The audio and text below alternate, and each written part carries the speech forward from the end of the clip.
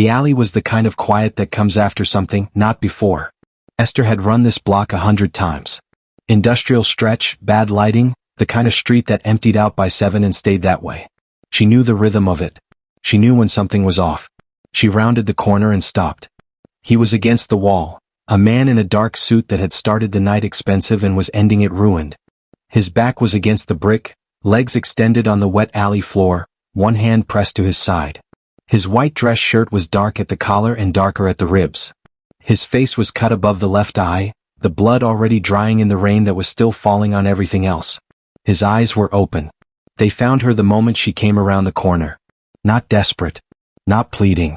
Tracking, the precise, measuring focus of a man who was still running calculations even now, even here, even like this. Both his arms were locked around a black box against his chest. Slick. Seal. A biometric lock on the front catching the distant neon from the bar sign at the alley's mouth. He had not moved the box to press his wound. He had pressed his wound around the box. Esther's delivery bag was on her shoulder. She had 3 more stops. She had a manifest to close out before 9 and a dispatch supervisor who sent a message every time she ran behind. She looked at the box. She looked at his face. She looked at the 3 more stops she was not going to make. She crouched down. Not cautiously, not the crouch of someone deciding whether to stay. The crouch of someone who had already decided and was getting to work. She set her bag down on the wet ground beside her, unzipped the front pocket, and looked at him with steady dark eyes. "Can you stand?" He looked at her for a long moment. The look of a man running every angle, measuring her, filing what he found. The box didn't move. His grip on it didn't shift. Then not yet. 2 words. Controlled. Deliberate. The voice of someone who was accustomed to being the most dangerous person in any given situation and had not fully revised that assessment even now. She didn't ask what happened. She didn't ask about the box. She didn't reach for her phone. She pulled out the small first aid kit she kept clipped inside the front pocket, the one her supervisor said was unnecessary and she'd never once agreed with him about, and got to work. Behind her, at the alley's far end, the neon sign bled red and blue into the rain puddles. Bar. Open. The city moved on the other side of the block, indifferent and lit up and going about its evening. She didn't know his name. Didn't know that the 3 men who had been in this alley 20 minutes ago were no longer a concern for anyone. Didn't know that the box in his arms contained something that could end a war, or extend one, depending entirely on who controlled it. She knew he was hurt and she had what she had and she was already here. That was enough for Esther. It always had been. It was the thing that had cost her most in her life and the thing she had never once been able to change about herself. His eyes didn't leave her face while she worked. He was memorizing her. She didn't know that part yet either. If this story has you hooked, hit the subscribe button so you don't miss the ending. The kit wasn't much. Gauze, medical tape, 2 antiseptic wipes, a pair of gloves she snapped on without thinking about it. She'd put the kit together herself after her 3rd week on the job, when she'd realized the city didn't care whether you were prepared for what it handed you. She worked without talking. That was a habit too. The wound was at his left side, below the ribs. Clean entry, which meant she didn't have to make decisions she wasn't qualified to make. She pressed the gauze firm and held it, watching his face for the tells, the jaw, the eyes, the breath. He gave her almost nothing. A slight tightening around the mouth when she applied pressure. That was it. His eyes never left her face. Not her hands. Her face. Watching her the way you watch someone when you're trying to understand what they want from you, and the answer keeps coming back as nothing, and that's the part you can't make sense of. He didn't put down the box. She didn't ask about it. She taped the gauze, checked her work, sat back on her heels. The rain had soaked through her jacket and through the knees of her work pants and she was cold in the specific way of someone who has stopped noticing the cold because other things needed attention first. "That'll hold," she said. "You need a hospital." "No. Flat. Final." She looked at him. He looked back. She decided not to argue with a man who'd been sitting in an alley with that expression for however long he'd been here before she arrived. She was reaching into her bag for her jacket, dry on the inside barely, when she heard them. Footsteps. Fast. 2 sets. She turned. 2 men came around the far end of the alley moving like people who knew how to move, low, quick, 1 hand each inside their jackets. They saw her and their hands moved and she went completely still in the crouch, bag in her lap, not breathing. 1 word from behind her. Korean. Short and certain, the tone of someone who did not repeat instructions. Both men stopped. They looked at the man on the ground. At each other. Back at her. Their hands came out slowly, empty. Nobody spoke. Nobody moved toward her. The man behind her said something else, quieter. One of the two men pulled out a phone. The other came forward and crouched on his other side, checking the wound without looking at her, as if she was furniture that had been authorized to be there. Within 4 minutes there was a car at the alley entrance. She stood. Picked up her delivery bag. Lighter now, the first aid supplies gone, her jacket folded on the ground beside the man because he was shivering in a way he hadn't let show in his face. She left it there. She walked out of the alley. Didn't run. The city took her back without ceremony. It was 3 blocks later, standing under a broken awning checking her manifest, that she realized she hadn't told him her name. She stood there in the rain for a moment. Then she clipped her bag closed and kept walking. 3 days of normal. She ran her routes. Signed her manifests. Ate lunch on a bench outside a dry cleaner on Mercer Street because the timing worked and the bench faced the sun. She did not think about the alley. She thought about it constantly. Those were not the same thing. The first was a decision, the second was just weather. She told herself, a man got hurt, you helped, you left. That's the whole story. People walked into things and walked back out of them, and that was the city. The city was full of things that were not her business and never became her business, and this was one of them. She almost convinced herself by the end of day 2. Day 3 she caught herself scanning the street at the start of every new block, which was not something she'd done before, and she stopped doing it by an act of will, and she did it again anyway at the next block. Day 4. Last stop. A dry goods warehouse on the eastern edge of her route where a man named Gerald signed for everything with a green pen and always offered her bad coffee that she always declined. She pulled up outside at 6:48, 12 minutes ahead of schedule, which meant she was running well and the day was almost done. The car was at the curb. Black, clean, still. The same deliberate stillness as before, not parked like someone ran an errand, parked like someone made a decision. The driver's window came down. He looked at her. He said her full name, her route number, and her finishing time. All 3 correct. Esther stood on the sidewalk with her delivery bag and looked at the car and then at the warehouse door and then at the car again. She could go sign Gerald's manifest and walk to the bus stop. She got in. They drove for 22 minutes. She counted. The neighborhood changed the way neighborhoods change when money gets serious. Quietly, then completely, until the streets were clean and the buildings had no signs and the people on the sidewalk all seemed to be going somewhere specific on purpose. The building they stopped at had no name on the exterior. Glass and dark steel, a doorman who opened her door before the car fully stopped and said nothing at all. The lobby smelled like cedar. And beneath that, something cooler, the particular smell of a space that was kept controlled on purpose. No music. No other people. Just pale stone floors and recessed light and a silence that had been selected. He was on the 4th floor. A wide room. 1 desk, dark wood, positioned to face the door. Bookshelves on the left. A long window on the right showing the city at a distance. And behind the desk, the man from the alley, sitting straight, dark suit, clean face, no evidence on him of anything that had ever gone wrong. He looked like a different person. He had the same eyes. You're owed something, he said. Esther stood in the center of the room with her bag on her shoulder. I want my jacket back. Something moved behind his eyes. Not quite a smile. Not quite anything she had a word for. Sit down, he said. She sat down. She wasn't sure why. She told herself it was curiosity. That was probably even true. She came back the next evening. She told herself it was because the jacket hadn't been returned yet. That was partially true. It was also true that she'd thought about the room, the quiet of it, the way he spoke like every word had been considered before it was released. Somewhere around her 9th stop and then again on the bus home, and she'd stopped pretending that was nothing. He was at the desk when she arrived. Like he hadn't moved. Like he'd been there since she left and had simply continued being there at the same level of composure, waiting for whatever came next with no particular urgency. He asked about her routes first. Which parts of the city, which neighborhoods, how long she'd been running them. He asked the way people ask when they already know some of the answers and want to see how you give the others. She answered. She watched him take each answer and place it somewhere behind those steady dark eyes, filing it with the care of someone who stored things properly and retrieved them when needed. The Eastern Grid, she told him. Mostly commercial. Some residential on the south end. She'd been doing it 3 years, same company, she knew every block of her route the way you know a thing you've paid attention to for a long time. He nodded once for each answer. Small. Precise. Why delivery? He asked. Because I decide when I stop and when I move, she said. Nobody sits across from me. Nobody manages my day. She paused. Until recently. He didn't respond to that. He looked at her in that way he had, Not blank, not warm, something more specific than either, the attention of a man who found something interesting and was being careful not to show how interesting. What do you do? She asked. I manage assets. She looked at him. That's not an answer. No, he said. It isn't. He said it without apology or discomfort. Just acknowledgement, clean and level, the confirmation of a man who was aware of what he was withholding and had made his peace with it. He didn't offer more. She didn't push.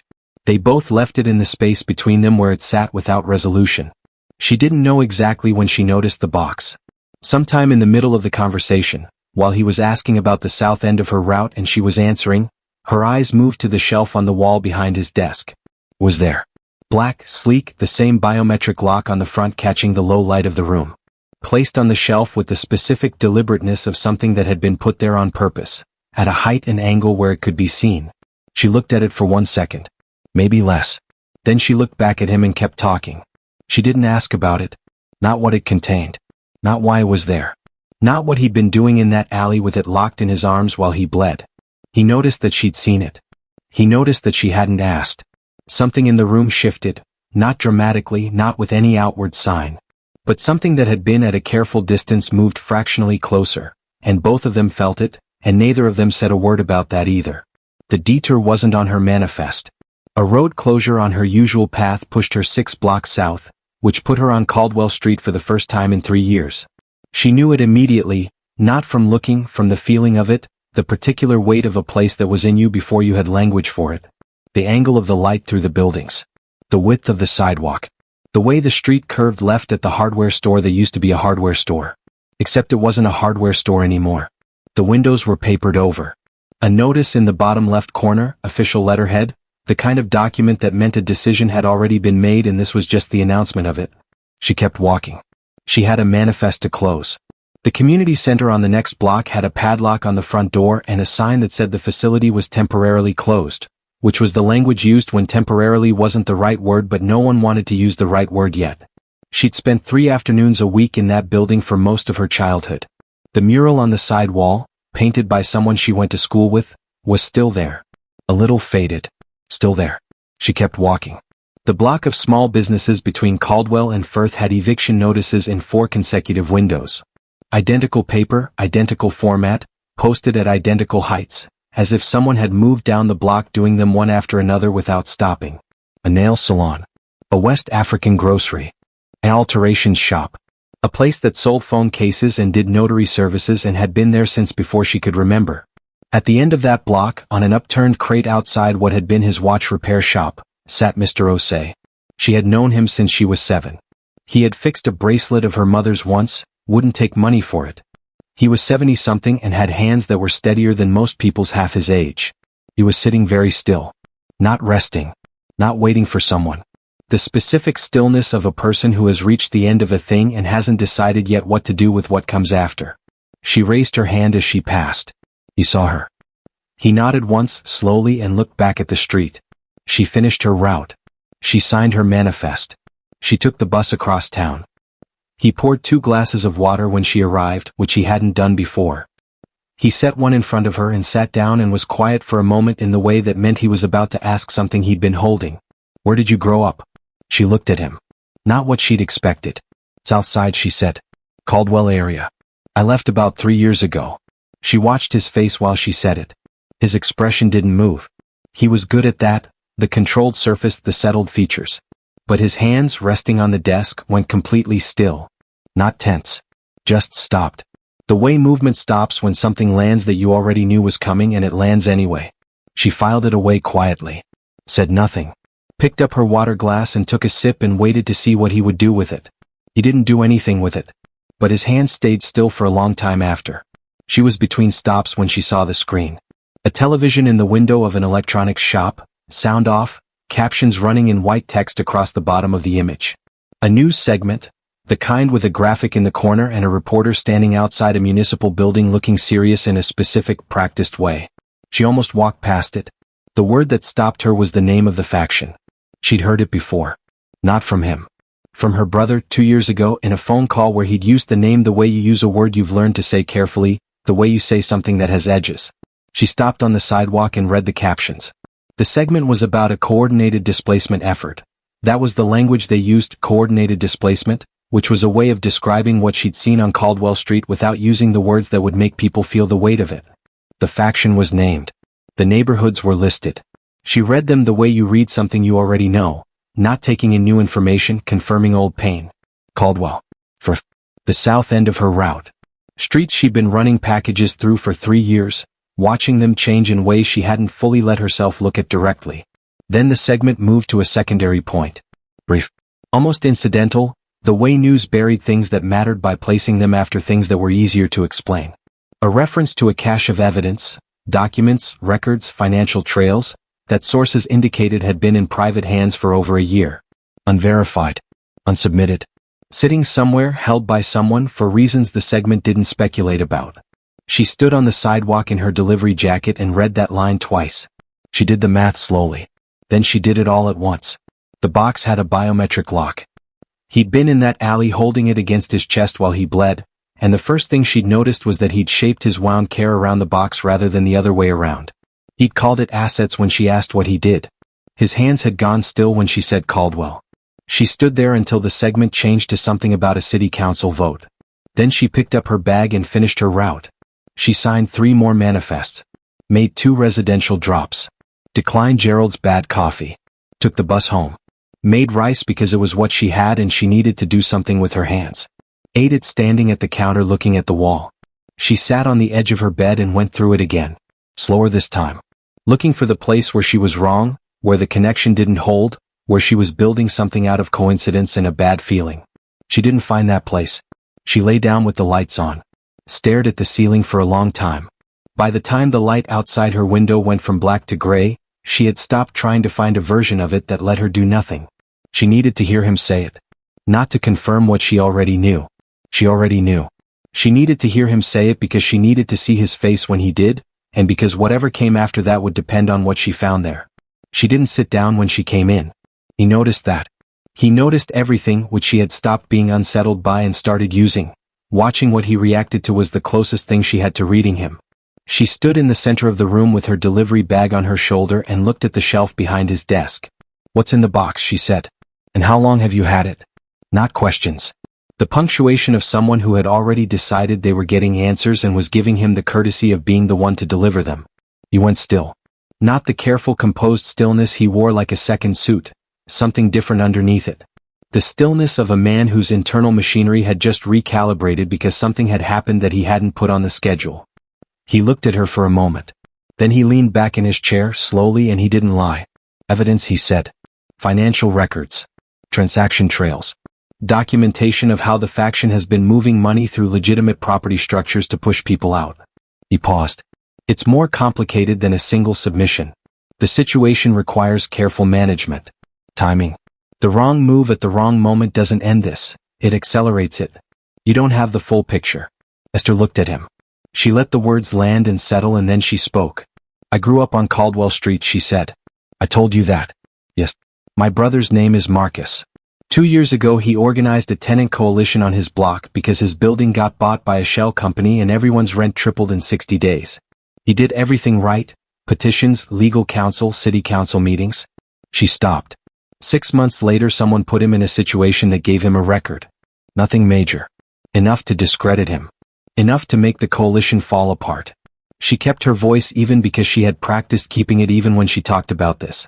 "He works a warehouse job now. Doesn't organize anything. Doesn't talk about that block anymore." King's eyes didn't leave her face. "I've been running packages through those streets for 3 years," she said. "I watched the hardware store close. I watched the community center close. I watched Mr. Osei sit outside his shop on a crate because there's nothing left inside it." She finally stopped moving her gaze around the room and put it directly on him. "You've had documentation of how all of that happened sitting on that shelf." You said her name. "What?" "The way you say someone's name when you want them to know you're about to say something you need them to hear." She didn't let him get to the next part. "How long?" He didn't answer. Not immediately. He held her gaze and she could see him in there, behind the controlled surface. Organizing, weighing, calculating what to give her and in what order and how to frame it so that it landed the way he needed it to land. He took too long. She'd given him time enough for a sentence. He'd used it for strategy. That was its own answer. She stood in the center of the room and let the silence say what she didn't. The lieutenant came in at 8 in the morning and placed a file on the desk without being asked. That was how King knew it was serious. The lieutenant, a precise, economical man who communicated in facts and waited to be questioned, never volunteered information before King had his coffee. When he placed something on the desk unprompted, it meant he had decided King needed it before he was ready for it. King opened the file. Esther's name at the top. Her address, her route number, her employment history, 3 years with the same company, clean record, no flags. Beneath that, a second name. Marcus. Her brother. And below his name, a documented timeline that King read slowly and then read again. Marcus had not joined the faction. He had never worked with them, never taken their money, never operated inside their structure. He had organized against them, tenant coalitions, legal filings, 2 city council appearances on record. In response, the faction had manufactured a situation, created a paper trail that looked like association, and used it to end his credibility and his organizing work in the same move. He was a target, not a member. Someone they had used as an instrument and discarded when he'd served his purpose. King closed the file. He sat with it for a while. Then he called her. She came in the afternoon, still in her work jacket, bag on her shoulder. She looked at his face when she walked in and he saw her read it, saw her register that something had changed in the room since yesterday, that the thing she'd left unresolved had been picked up by someone else overnight. She didn't sit. There's a file, he said. Your name. Your brother's name. His connection to the faction is documented, not as a participant. As a target. Someone they neutralized when he became inconvenient. She was very still. That connection, between your history with that territory, your brother's documented presence in faction records, and your current access to this building, he kept his voice level. Controlled. It creates exposure. For the operation. For the evidence. For everything that comes next. He held her gaze. Your presence here has become a liability. He said it the way he said everything, without heat, without cruelty. Deliberate. Precise. Each word placed exactly where he meant it. She looked at him for a long time. He had expected anger. Or the particular frozen quality of someone receiving a blow they hadn't anticipated. He had not expected what she actually did, which was to look at him with an expression that was almost calm. The calm of someone who had been through enough to recognize the shape of a thing even when it was dressed in careful language. You've been managing that box for a year, she said. I've been watching those streets disappear for 3. She picked up her bag from the floor beside her and put it on her shoulder. Don't talk to me about liability. She walked to the elevator. Pressed the button. Stood straight while she waited, bag on her shoulder, face forward. The doors opened. She stepped in. It was a long ride down. She counted the floors because she needed something to count. She didn't go home right away. She walked for a while, not a direction, just movement, the city passing around her the way it always did, indifferent and continuous. She walked until the sharp edge of the elevator ride wore down to something she could think around, and then she stopped at a bench outside a laundromat and sat with her bag on her lap and thought. She thought about writing something down. Decided against it. Written things could be filed, referenced, used in ways you didn't intend. She knew that now in a way she hadn't known it before this week. She thought about calling him directly. She decided against that too. He would answer and he would be controlled and she would have to fight for every inch of honesty and she was tired. She was tired of things that required that much work to simply be true. She thought about the lieutenant. Precise, economical, present at the edge of every conversation she'd ever had in that building. He filed things. He delivered things. He would play a message left on his office line for King without adding to it or subtracting from it, because that was what he did. He was, in his way, the most reliable person in that building. She looked up his office line on the building directory she'd photographed on her second visit because she was the kind of person who photographed building directories. She checked the time. He'd be at his afternoon briefing for another 40 minutes. She knew his schedule in the loose, observational way she knew most things, from paying attention without announcing she was paying attention. She called. It rang 4 times and went to the message system. She'd rehearsed it once on the walk over. She said it the way she'd rehearsed it. I found him in an alley holding something he couldn't put down. I didn't know what it was. I stayed anyway. That's who I am. I'm not asking him to be anything. I'm just leaving the question where he can find it. She hung up. Sat for another moment. Then she put her phone in her jacket pocket, picked up her bag and went home. The lieutenant played it for King that evening without comment. He set the phone on the desk, pressed play and stood to the side with his hands folded. King listened to it once all the way through. When it ended he looked at the desk surface for a moment. Leave me, he said. The lieutenant left. King sat in the quiet of the room. Outside the long window the city was doing what it always did. Moving, lit up, going on without anyone's permission. He picked up the phone and played it again. Then again.